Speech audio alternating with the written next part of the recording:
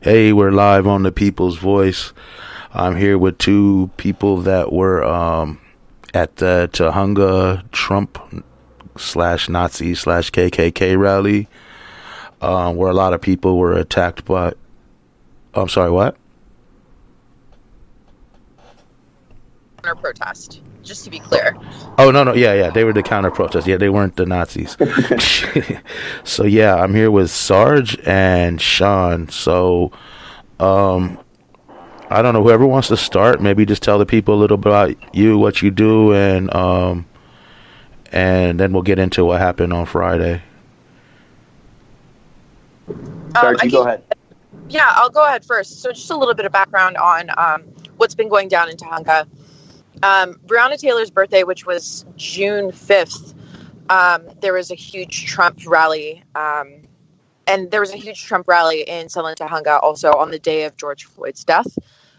So I had actually, the curfews were just lifted in Los Angeles. So my spouse and I decided to go to downtown Los Angeles to do some backline support for the stuff going down at City Hall. And as we were driving through our neighborhood, we see these people that were having like their Trump flags and their All Lives Matter stuff out. And I was so enraged. We literally stopped and we stood in opposition to those people. It was like, I think when we first went out, there was like 2 or 3 people. And by the end of that night, there was like 6. And we were harassed the entirety of that time. The next week we were out there, same thing. The week after that, And then finally on Juneteenth, we actually decided to take a break off, to just take a day off. And Juneteenth happened to be that day. And there was a huge rally that was put together by people that were inspired by what me and my spouse were doing. And, as activism happens, you start to make friends as you go along. And so I guess we had inspired somebody to put together that event. And it's just been kind of rolling since then. I'm part of a group of organizers called ABRA, which in Spanish means open. And we are against bigotry in Southern Tujunga.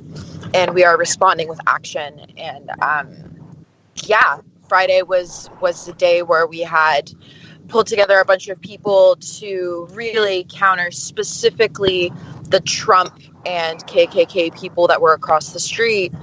And it got a little hairy. Yeah, we're gonna really get into that in a couple minutes. And as far as me, I do a lot of the design work, and I'm also a medic for our group. Nice. So yeah, and let Sean go through right now and talk about what you do, because what you do is a little bit different. Hello, Sean. Oh, we might have lost Sean.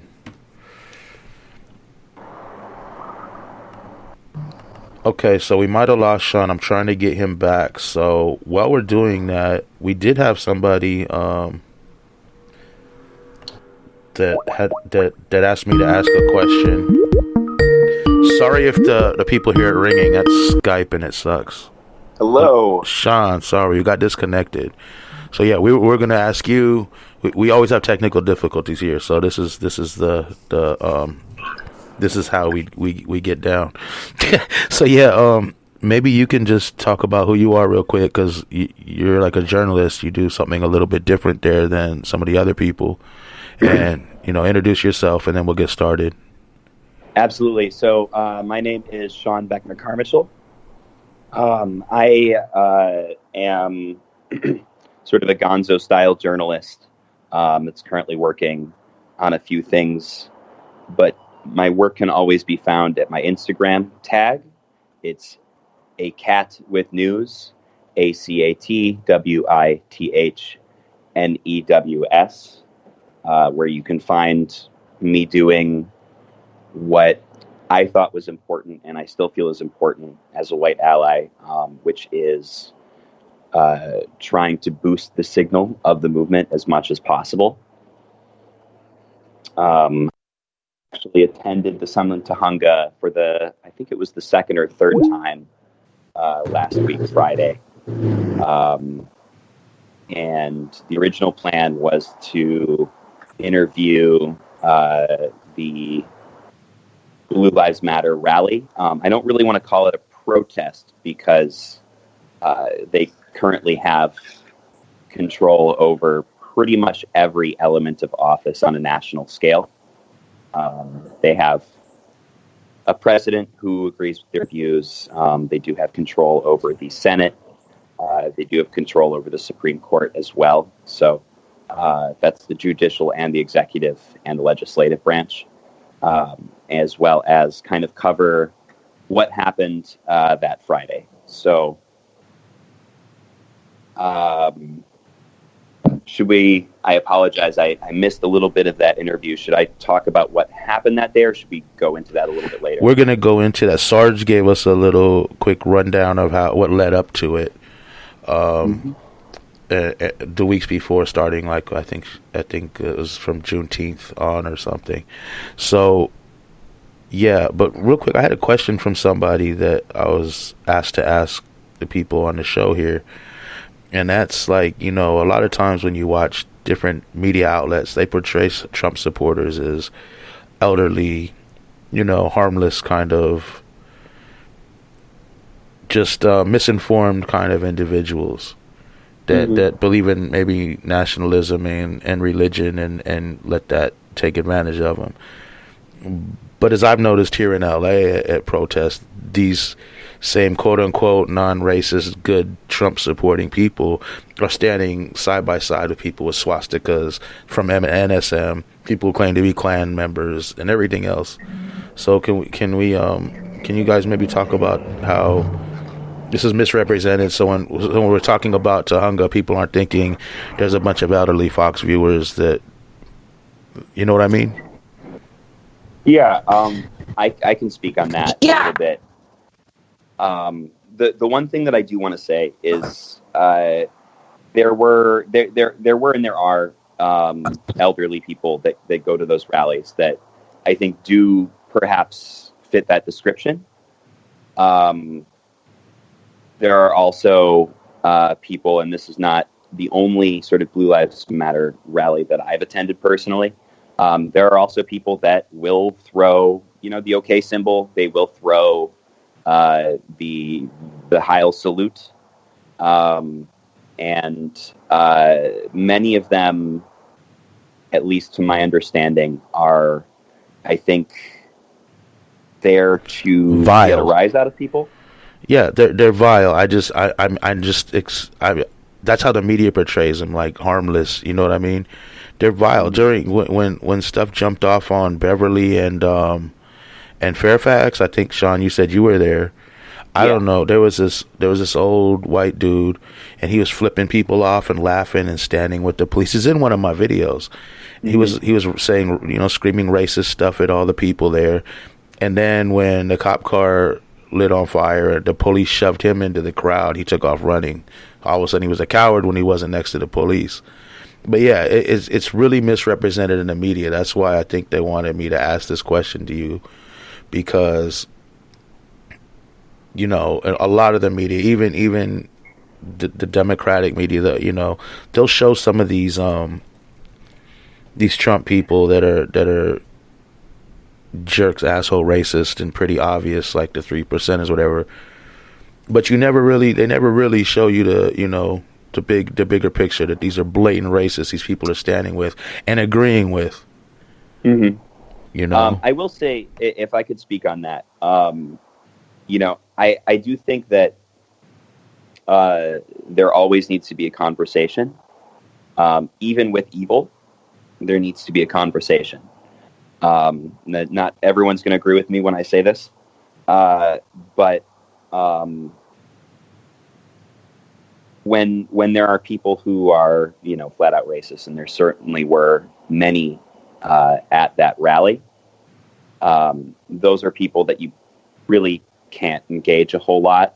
There were also people who witnessed last Friday, and ever since, I've noticed, have had their minds changed. When people see the brutality that LAPD, LASD are capable of firsthand, I think some of them have a little bit of I guess they would call it a come to Jesus moment. And communication and getting the word out there is incredibly important. And I do commend you for doing what you do, because it is helpful in that regard. Just to chime in, my perception and experience of the people of Sunland and Tujunga, I'm a resident of this city. A little bit on the demographics. We have one of the highest Vietnam veteran population in the country in Sunland, Tujunga. We do have a very, very, very, very large white demographic. A lot of them are older. In regards to Trump supporters / Blue Lives Matter supporters, the way that I look at the crowd across the street is a bunch of Jims and Karens. You know, just they're middle-aged. Hello, they're having a rally at 1 p.m. on a Friday. The only sort of person that can have like a reasonable, consistent attendance is somebody that's not working, that is in a position of comfort and in a position of privilege to be able to be out there at that time. So from like around 1 to about 5, you do have this consistent sort of white, financially comfortable enough to be out there at 1 p.m. sort of situation. And then around 4, 5, 6, there's a very significant change in the sort of people that we're seeing across the street. It's no longer just the Jims and Karens. It's literal white supremacists that most likely just finished their day job, that, you know, like have other responsibilities. These people are a very different class of Blue Lives Matter Trump supporters, and there's a very noticeable shift around that time. My personal experience, just to echo what Sean was saying, was, people think that BLM protesters, Black Lives Matter people, even Antifa and Black Bloc, that were literally a bunch of like horrible, terrible people that just want to riot and break everything. And then, you know, there's also that all these old senile bastards are just so deluded and they're all racists. Like, at the end of the day, we are all a bunch of just people that are hopefully trying to not die from the pandemic and trying to survive in this horrible economy that like our country is in. So I try really hard to remember, like, at the end of the day, most of the people that are on the street are human. We can have conversations with them. The issue is when we have this very noticeable force of people that come out around 4 p.m. That's like, okay, that's can I cuss here? Can I? It's Chad that's time. That's a fucking Nazi. Yeah. Like, that's a Nazi. Like, for realsies, you know? So yes, absolutely. Like, they are old people, and then that are just completely clueless, and they probably have sort of the good old boy mentality that's like, we just don't like being around Black people, and that should be fine. And then you have people that are like, no, Black people are fucking awful and evil, and they shouldn't deserve to live. And like, there's literally both sides of that across the street right now. Yeah. That's how it pretty much is all over when those kind of people show up. But I'm a firm believer that, you know, if I don't know how the saying goes, but basically, if you have 9 Nazis sitting at a table and 2 other people go to join them, now you got 11 Nazis at the table. Mm-hmm. I don't really distinguish, and I'm not here to change people's minds and talk. That needs to be done on their own. I'm not, you know, I don't know. It just seems like that every time they're there. For years, I've dealt with these cats for years and years and decades before it was the popular thing to do, you know? And it's just, they're vile people. And then you do have these people that are kind of brainwashed people, especially now. This is more now than it was back in the day. Now you have these people that are getting constant information that Antifa soldiers are in buses coming across the United States, and the Democrats are a Marxist organization, and I mean, the Democrats are just like the Republicans, like they're fascists. So the whole thing is, they're getting tons of misinformation, and in the end of the day, that puts them out with the Nazis because of their fear and their patriotic duty or their religion or whatever it is. That's the way I've seen it over the years. Now it's just mass information hitting these people, and a lot of them, especially older people, they don't know how to distinguish misinformation from real information. So they're taking their party lines and just rolling with it, I think. And that's a dangerous thing to do, because if you're out there with Nazis, you're going to get treated like Nazis. Nobody, you know, when the shit jumps off, nobody's going to be like, oh, sorry, you're in the way. It's just, it's all out. It's war. That's the way I see it. But let's get to Hunga specifically. 2 Fridays ago. So I don't know, whoever wants to start off, and you guys could just tell people what happened that day and what led to people getting attacked and all that. Yeah, Sarge, I think you were there earlier than I was. Yeah, so like I mentioned earlier, I am definitely one of the organizers. We actually, like many of these groups, we had a bit of a structural reshuffle, and there was a bit of drama. So our numbers have dwindled had been dwindling for a couple of weeks. And I had actually created a flyer that wasn't aligned with any group, that was literally a KKK person with like a Trump orange face, and was like, come help us fight Nazis. And so a bunch of people showed up. And I have a full-time job. Like everyone else, I'm working from home. So I don't have the luxury to like be out there all day. So I took my lunch break to come down there, get a ton of ice, get some supplies, check on everybody, and be like, yo, I am literally within driving distance. Like, I'm not that far away from you guys. If shit goes down, call me. And I leave. And by that point, we had a good 24 people hanging out, being peaceful. I did hear at one point, one of our local Black residents, who's a Trump supporter, was yelling at this crowd of literally BIPOC teenagers and like college students, like, you don't know anything about the Black struggle.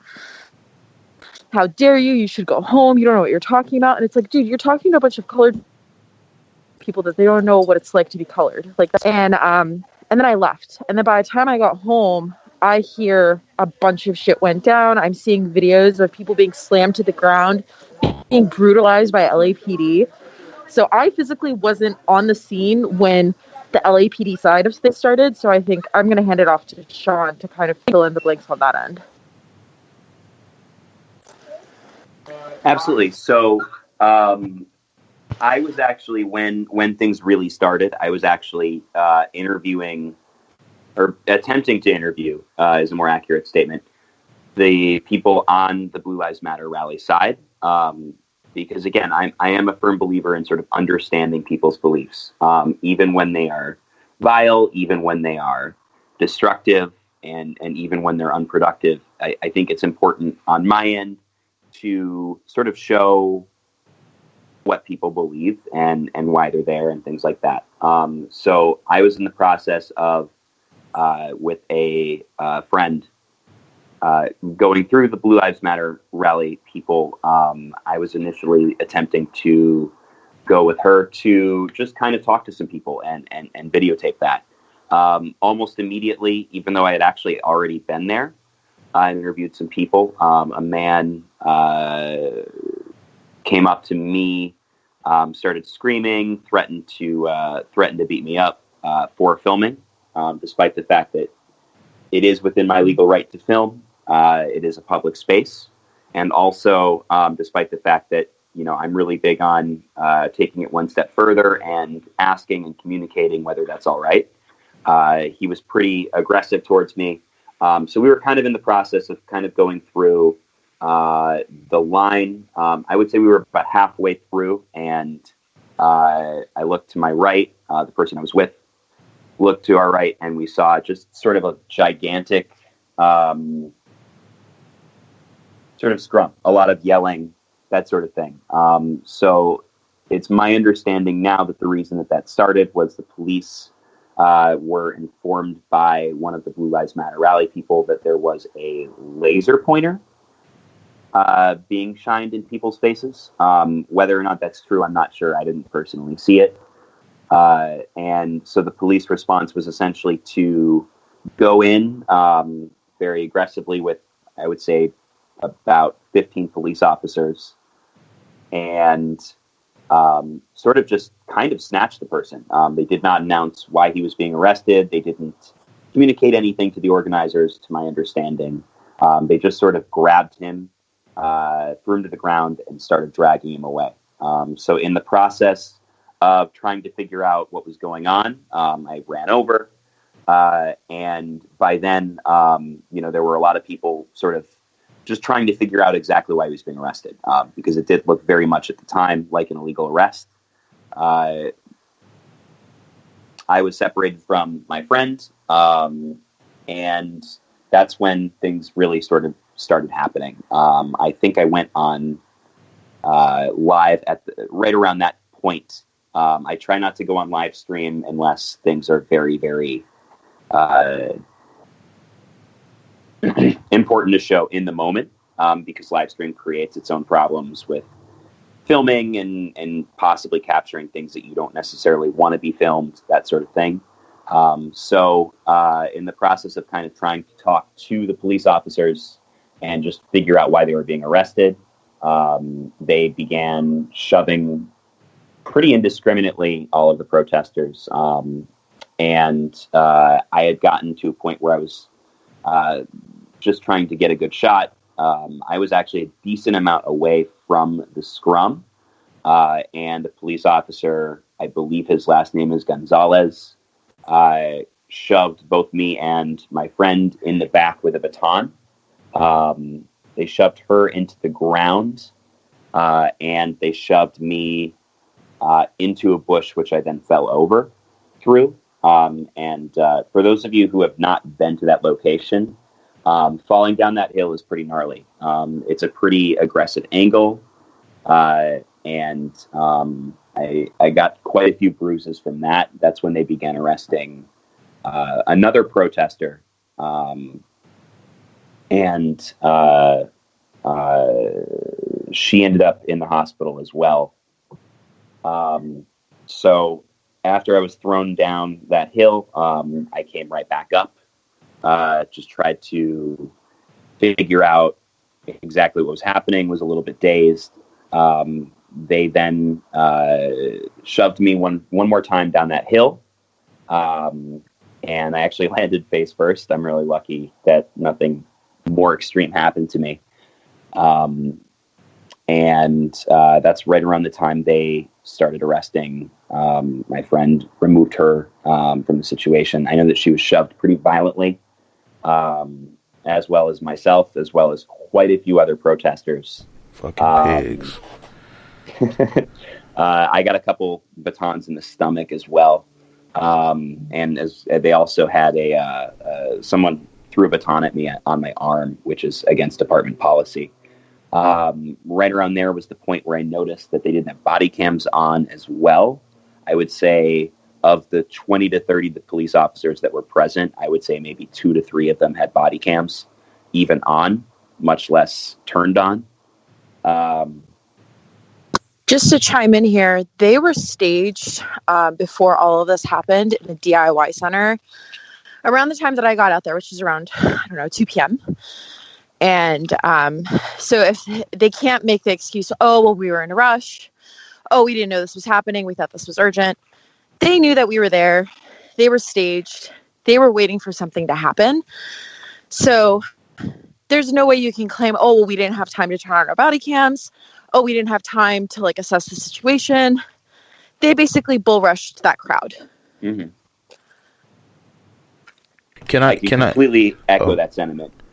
Can I ask y'all, just real quick, what were the numbers like as far as the fascist, the counter protesters? What were the numbers like as far as how many people were there on each side? I would say. Sorry, go ahead, Sarge. No, you go ahead. I would put the number of Blue Lives Matter protesters at the time where everything kind of popped off.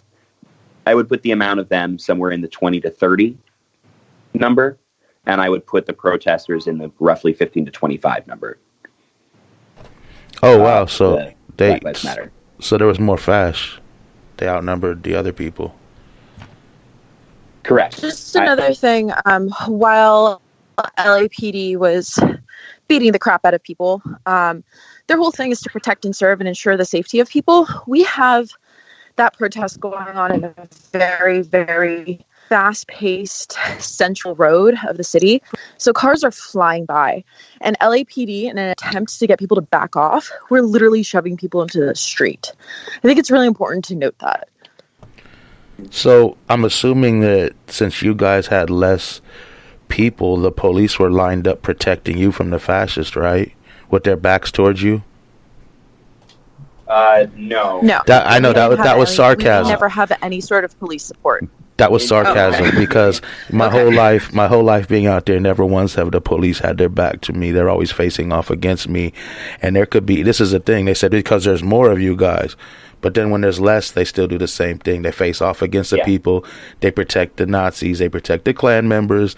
They protect every fascist. I remember I went to a protest once. There was 3 dudes in straight KKK outfits standing out there with a wall of police protecting them from about 30 of us. It's insane. Yeah, in my experience, I have never, in my entire, I guess we'll call it protest career, I would say I have never once seen the police behaving in a way that I felt my personal safety was being protected. They are always the wall between the protesters and whichever side on the right. And in my experience, oftentimes there's a really almost collaborative feel to it, particularly at that event where one person was arrested for essentially being on the site of the arrest, and I was threatened with arrest for filming, despite the fact that there were multiple people we're skipping ahead a little bit in the timeline, despite the fact that there were multiple people from that Blue Lives Matter group. I mean, the other thing too, that police line. Nothing was done about it. Okay, hang on. Can Sarge say that again? You kind of broke up right then. So sorry, can you hear me now? Yeah, you're just a little bit staticky, I guess. But yeah, go ahead. I'm so sorry. I'm in a terrible reception place. No worries, just go ahead. We had an incident where a man swung a baseball bat at one of our protesters, which is literally a weapon. Literally, a crime is being committed where a weapon is being swung at somebody. LAPD couldn't care less. Didn't do anything about it. Hasn't followed up about it.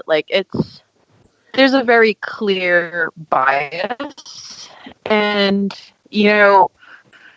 as somebody who's always very much respected and cherished law enforcement and always thought that they were the good guys, yeah, I really miss feeling that way. I miss seeing a police officer and thinking, oh man, I'm so glad that they're here because that means that I feel safe. I don't feel safe anymore, and it's because of incidents like this where I call in because I got threatened to be maced by those people. They don't do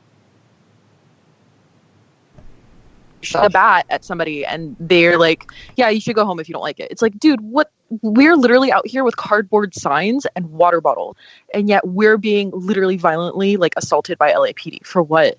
Literally nothing. It's a weird and crazy world, man. I just don't understand. A few cats a long time, years and years ago, went to the Nazis. The NSM was having a party for something. We found out where it was at the house. We went over there. And we had baseball bats and stuff. They came out with guns and then they called the police. So the police came and harassed us for having weapons. And we're but they got guns on us. None of them cats is all on the street. And they were well, then you shouldn't be here, should you? That was the Riverside Sheriff Department. You shouldn't be here. If you don't want guns pulled on you by Nazis, you shouldn't be here. That's literally what I was told by LAPD. Yeah. 6 weeks ago. If you feel uncomfortable, no one's forcing you to be out. Yeah, they're always on the fascist side. And the crazy thing about that particular incident was I called a friend of mine who is in law enforcement, and I was yo, I'm at this protest. I just got threatened to be maced by a known Nazi. What should I do? And they're you should call 911. And I'm like, I'm not going to call. Like, we had an argument. I had an argument with a police officer, like a friend of mine that like works like for law enforcement. And they're like, no, you should call it in. You should call it in. You should call it in. You should call it in. And I'm like, fuck, fine. I'll call it in. They take forever to get out there. And once they do, they literally wouldn't even let me talk. They told me to suck it up or go home, to the point to where I'm like bawling because of how like rude this person is being to me. And the guy like literally takes off, like doesn't bother to assure me, doesn't bother to be like, you know what? Yeah, I think it's uncool that somebody threatened to mace you. Well, like there's nothing much I could do about it. I can go across the street and ask some questions and like see if there's anything I could do. That was literally not the treatment I was given. It was literally like, well, you guys are antagonizing them. So it's very much like, it's like a rape victim being told like, well, if you don't want to be raped, don't wear a skirt and don't be out past 8 p.m. That's literally the sort of treatment I got from LAPD. And the thing that's crazy is like, I'm a white, adorable looking kid. Like if anybody that's going to be like treated like shit, like I thought like, cool, like I have this privilege of being a white person. Like maybe they'll listen to me. They don't give a shit. They don't give a shit if you're white. You know what? You might say that, but they probably brutalize somebody else like in a much worse fashion. I mean, oh yeah. Yeah, I mean, it's better. Even when it's bad, it's better for you if that's the case. Someone's in the chat right now saying they were there on Friday, and the LAPD let the fascists block traffic with their cars, and they wouldn't let their side even. They were stressing everyone for even parking on the streets or doing anything on y'all's side. We had fascists driving by, and I'm sorry, I'm just reading this. We had fascists driving by and edging into the bike lane with their cars and trying to intimidate us. Yeah, I can confirm that has happened on multiple weeks. They literally park on a red curb and in front of a bus stop. Never get harassed. They literally stand in traffic. Never get harassed. We stand in the bike lane. We get yelled at by LAPD that like we need to stay out of traffic. It's almost to a point to where it's like laughable.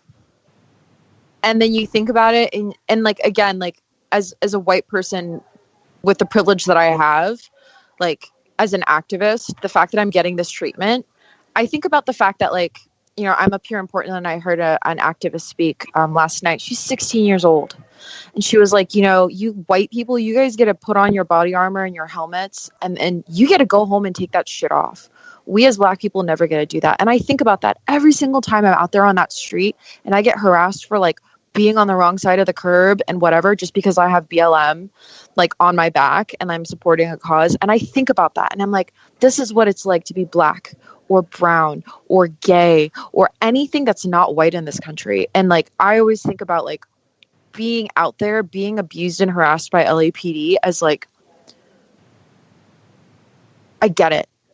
And like, man, am I fucking lucky that I get to go home and I don't have to deal with this bullshit every single fucking day. Every single day. Like, the one thing that I'm actually like grateful for with how terrible LAPD has treated me is for the first time in my life, I could begin to sort of maybe understand for a second what it's like to be Black in this country. And it fucking sucks, man. And you still can't. It pushes me to stay out there. And it just like it's not fucking cool. People should not be treated this way.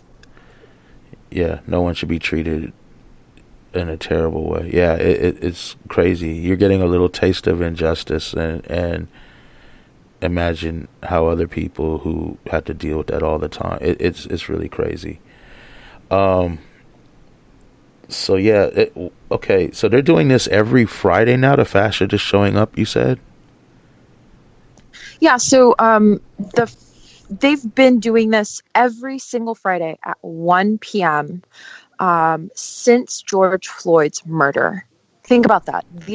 This rally, this Blue Lives Matter, All Lives Matter rally started on George Floyd's fucking murder. And they've been adamant. They're out there with their fucking tacos. They're not wearing masks.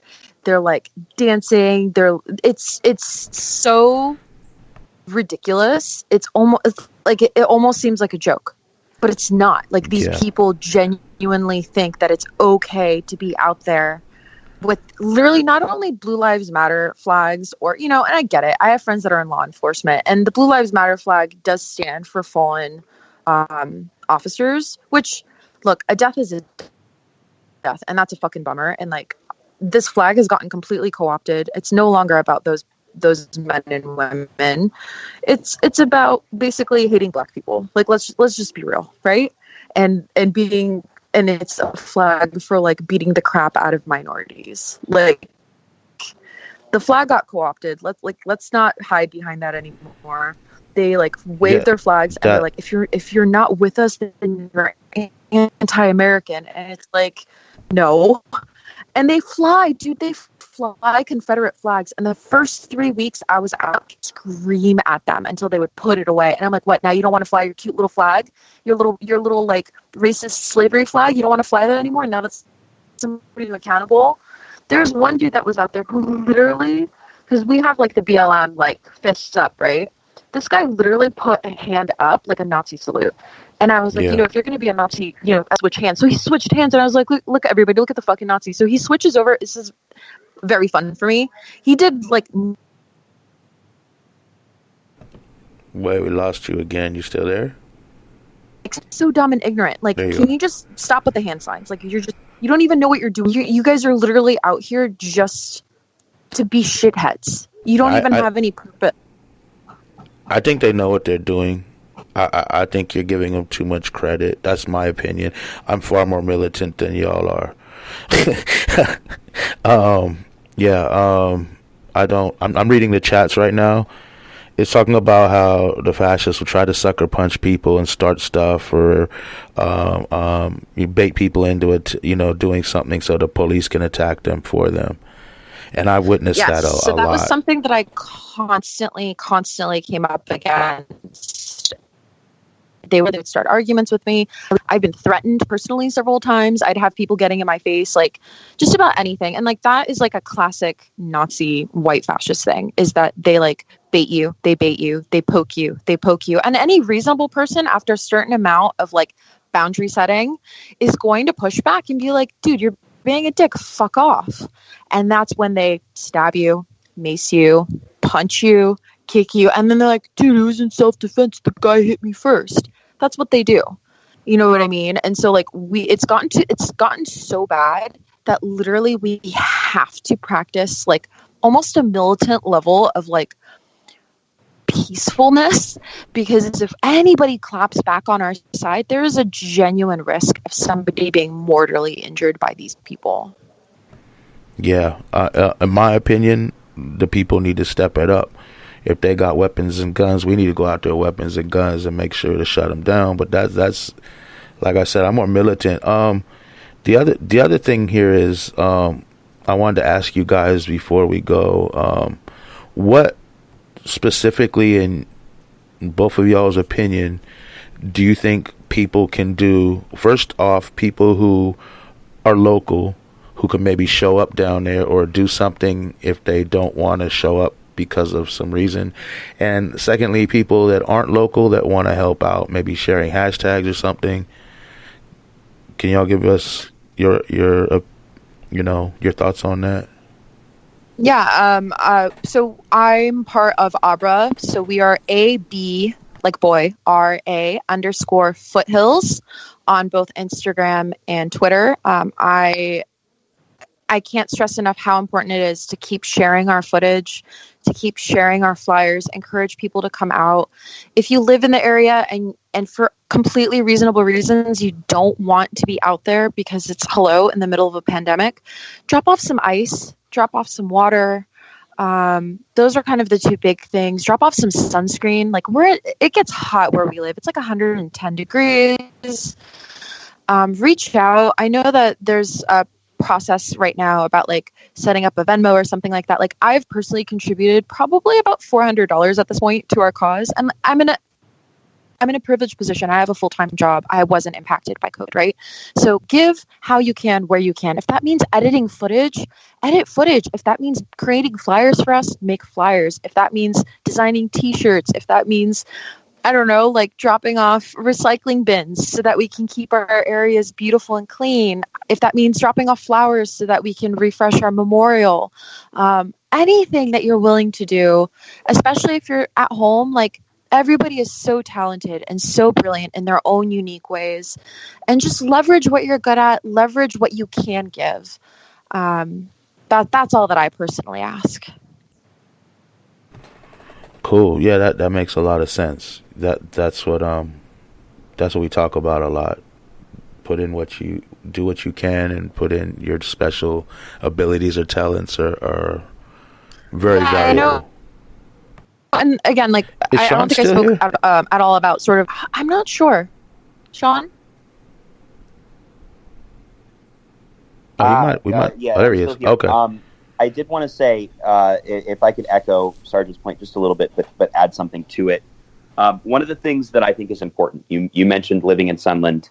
You mentioned residents nearby. One of the things that I think is incredibly crucial to understand is that we in this country are having quite a few crises. We have a pandemic currently. We are on the brink of mass evictions throughout the country on a level that has never been seen before. We're on the brink of the freedom of press, the freedom to assemble being taken away. We are on the brink of complete and utter failing as a country. One of the most important things that we can do is not just take it to the streets, but also take it to our homes, right?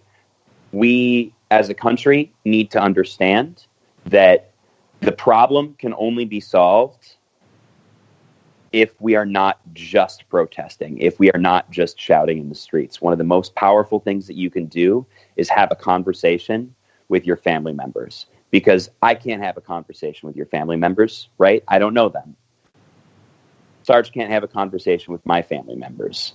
We have to frame this moral failing. We have to frame this complete and utter flying in the face of basic human rights, and we have to address it in ways that are uncomfortable.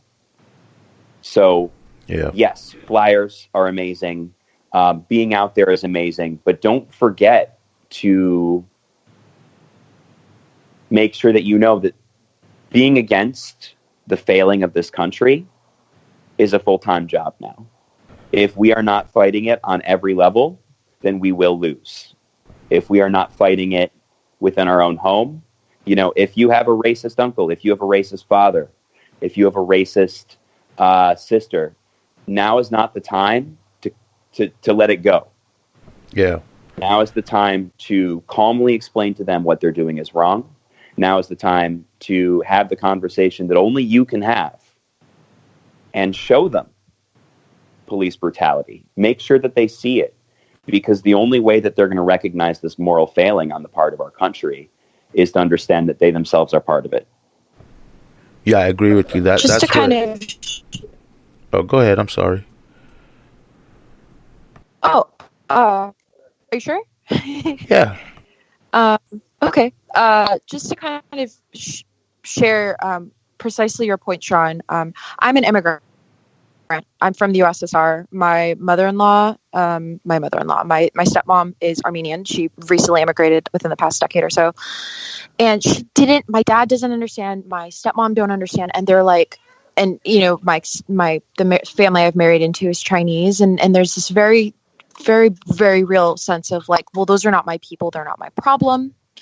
And which I guess is valid. There's a lot of sore feelings around the LA riots. Soviet and Armenian people are very complicated creatures.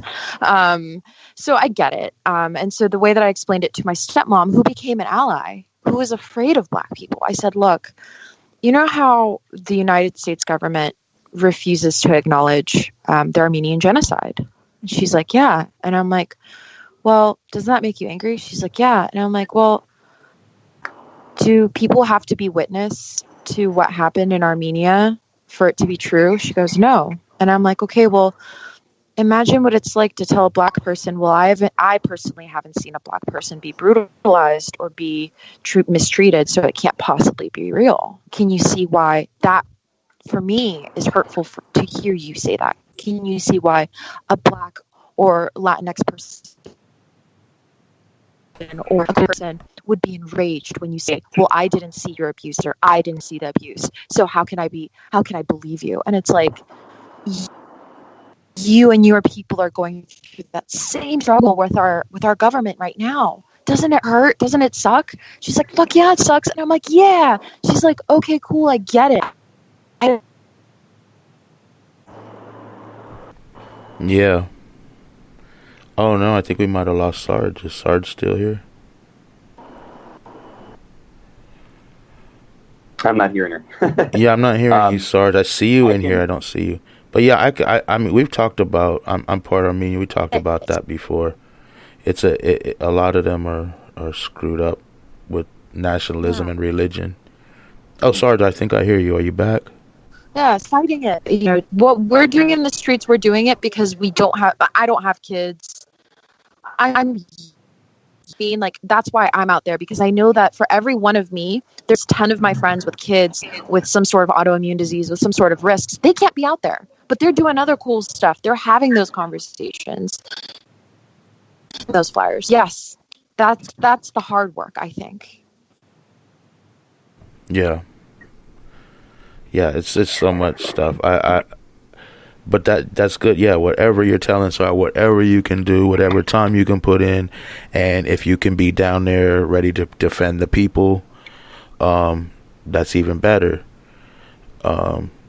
This is happening every Friday at 1:00. Y'all want to tell where it's at in case people want to actually show up to support y'all? Just sorry to correct you. We are now assembling from 4th until sundown. People have lives and jobs, and it's also really hot in the middle of the day. So if you want to roll up to the Foothill and Lowell corner of Tujunga, that's where the Albertsons is. It's the Albertsons off of Foothill. That's the easiest way to remember it. Okay. 4:30, 5 o'clock, and just come hang out with us. We're a bunch of cool people. We're pretty hard to miss. We're the people that don't like the Trump people across the street. Yeah. And follow us on Instagram. Yeah, I know we always talk about self-defense is important, and defending the others, the other people around us. So yeah, I mean, everybody get out there. Someone said if you need, there's people that can walk you to your cars afterwards for safety. Black Bloc Cats will walk people to their cars.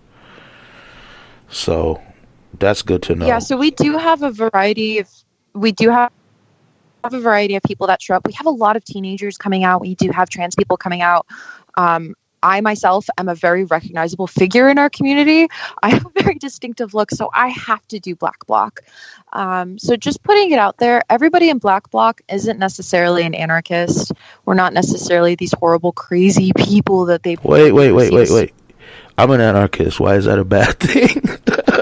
But you know what I mean? Like, because there's this perception of anarchy equals setting shit on fire and breaking windows. People have this poor... Yeah, so sorry. Thank you. People have this really poor perception of what an anarchist is, what somebody in Black Bloc is. And just know that underneath that mask, underneath what they're doing, they're still cool, nice, wonderful, and kind people. So don't be afraid of somebody in all black, because it could just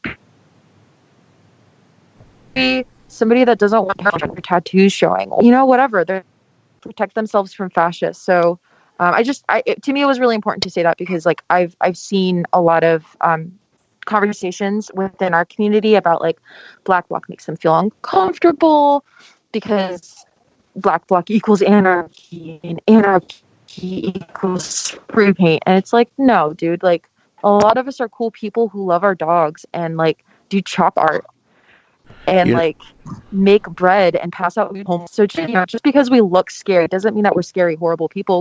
We're protecting our identities. Yeah, let me say something real quick. We haven't talked about this in a while on our channel. there's something called the St. Paul Principles that I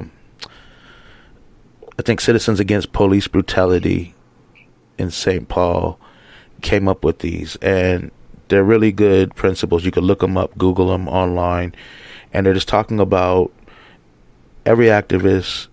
We stand for the same things. We respect and protect each other, and we leave space and time for each other's actions. Like, we won't condemn somebody that wants to go do some smashing, like they won't condemn us for some hippie singing stuff. You know what I mean? So everyone has a space and time, and what this led to was, like I said, look it up. I'm going to just give you the real quick briefing. There was a court case where some cats were on trial for doing some property damage or some violence, quote unquote, or whatever they were calling it. But it was huge charges, and the whole community showed up, and they got off. Like, they got off. All charges dropped because they had so much support from everybody. Like in that city, the activists might not work together, but they support each other, and I think that's really important. Because I hear that a lot, like, you're too militant or anarchy. Anarchy is just no government. That's you know what I mean? Like, it's people helping people living without a government. It has nothing to do with violence or smashing things or anything else. Because some people believe that governments are corrupt, and you can't have a government that's not corrupt. So it's better to have the people working together as communities, kind of like Ubuntu or something. But yeah, I mean, I would encourage everyone listening to this to just check out the St. Paul Principles and read through them and take what you want from it. But yeah, I guess we're hitting the hour mark. Is there anything else either one of you thinks need to be said? Probably now's the time to say it, or something we didn't go over that needs to be gone over. Let's do that now. I think all I want to say is, like, assess what your risk profile is. If you have kids, if you have a dog at home, if, you can't afford to get arrested, whatever it is, if you have a mom or dad at home that's going to worry about you, like, what your risk profile is. Be sure that other people are aware of what that risk profile is. It's your responsibility to ensure your safety, and it's also your responsibility to respect the risk profile of the people around you. So precisely to your point, and by the way, thank you for correcting me. I'm trying really hard to break through my opinions of what anarchy means, and I'm still learning a lot. So I just wanted to quickly say thank you for that. I didn't mean to be rude. I get that all the time, and it's like, why? No, dude. No. And this is why we have these conversations. And thank you. I needed that, and I appreciate you for doing that, because you're right. There is a place, there is a space, and there is respect for all forms of expression, and all if talking about shit was working, we would have had this shit squashed in the 60s, in the 20s. You know what I mean? Like, we got to try everything, and all forms are valid. So yeah.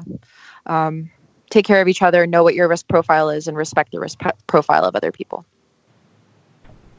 Cool. Yeah, thank you for being on here today. Sean, you have anything you think we missed out or you want to shout out at the end?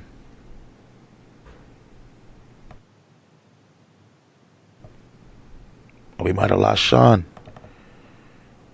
No, it looks like he's still in here. There you go. I am here. One thing that I want to be very clear on, Sean. and this is a message. Can you hear me? All right, there we go. Sorry about that. One thing that I want to be very, very clear on, and this is a message to literally everyone that I think we all need to understand, is that the Black Lives Matter movement is about saving people from a genocide. There is a genocide going on in the United States of America, and it is focused specifically on Black and brown people, and it is being done through the channels of police brutality. It is being done through the channels of lack of access to education, potable water, jobs, and even healthy food. You can look at literally any statistic, and what you will find is that Black people and brown people are dying at a rate that is significantly higher than white people, and all of it is being done to protect a system that is designed to keep a level of order that's unsustainable without violence.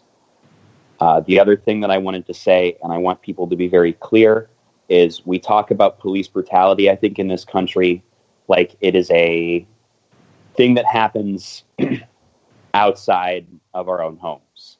You know, I myself was put into the hospital that day. I've sustained injuries at least once a week while protesting peacefully. Several times been put in the hospital. We need to talk about the fact that despite the fact that my primary role in the movement is to document, despite that fact, I've had guns trained directly at my face. I've been tear gassed. I've been thrown. I've been beaten. This country needs to fix its problems. This country needs to recognize its moral failings, and this country needs to do it now. Because if we don't fix it now, we don't have an opportunity like this ever again. I guess that's my closing statement. Awesome. Yeah, I agree. I think we should have fixed it a long time ago, because every, technology gets more advanced. Things get harder for us. They get more weaponry. They get more budgets. It's just crazy. We need to do it as fast as possible. I fully agree with you on that. So, yeah, I want to thank both of y'all for coming on the show today. I think it was real informative.